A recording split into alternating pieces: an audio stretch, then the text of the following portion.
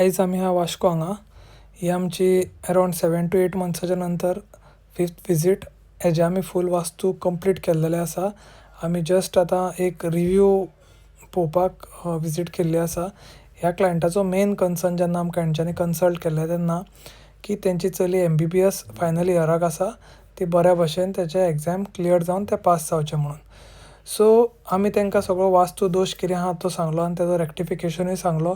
त्या प्रमाणे तेंच्यांनी आपल्या घरान चेंजीस केले. त्याच प्रमाणे त्या चलयेची पत्रिका पळोवन ताका आमी तेजी बेडरूम रिलोकेट केलो. बेड एज पर वास्तू पोजिशनींग केली.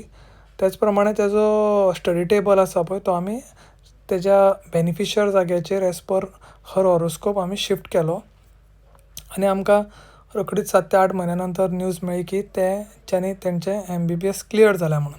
मनशाचें कर्म हें इम्पॉर्टंट आसाच, पूण वास्तू जावं एस्ट्रोलॉजी ही अशी गजाल आसा, अशें ऑकल्ट सायन्स आसा की तुमी खंयच्याय फिल्डान आसूं जावं तुमी कितेंय करता आसूंक शकता, तितून तुमकां ह्या गजालींचो एक लायफान बूस्ट मेळोंक शकता आनी एक मोठो पॉजिटीव बदल लायफान घडोवंक शकता.